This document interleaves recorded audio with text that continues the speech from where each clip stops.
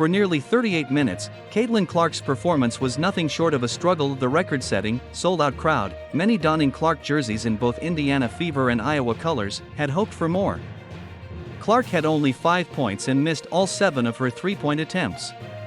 With just 2:24 remaining, and the winless Fever clinging to a narrow lead against the Los Angeles Sparks, Clark took a decisive step back from 33 feet beyond the arcade and finally hit her mark.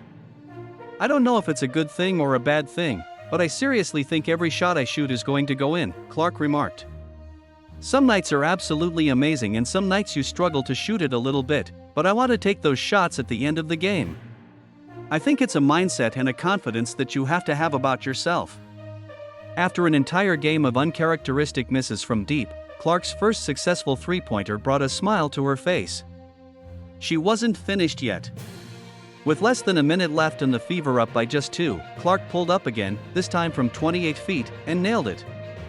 She then turned to the crowd with a grin and a Michael Jordan-esque shrug. This shot sealed a 78-73 win, marking the Fever's first victory of the season. "We've been so close," Fever coach Christy Side said. "We just stayed poised." In a high-profile matchup against the number 2 overall pick Cameron Brink, Clark had to rely on her confidence.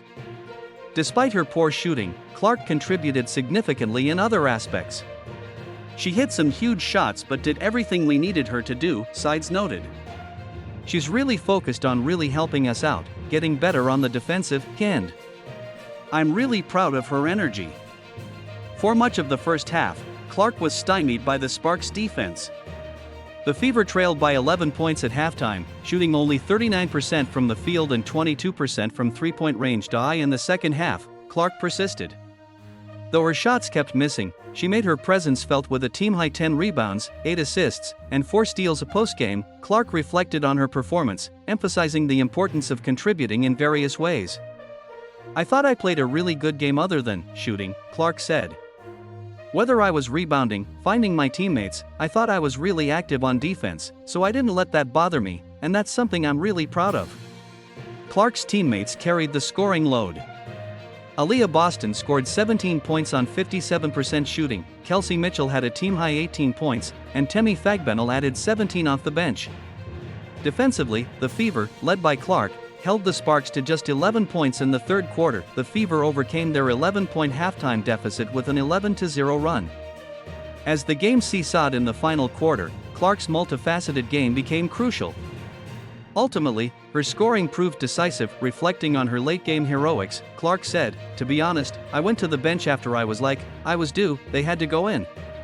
I had missed so many throughout the game. It was time for them to go in." In those final moments, Clark turned a difficult game into an early career highlight. As she acknowledged the Los Angeles crowd's standing ovation, it was clear that Clark, even in a new league and team, can still put on a spectacular show. "It's been a whirlwind," said Clark, 6 games into her WNBA career. "This is my job, this is what I love to do, but I never want to lose the fun of the game, and nights like tonight remind me why I love playing basketball."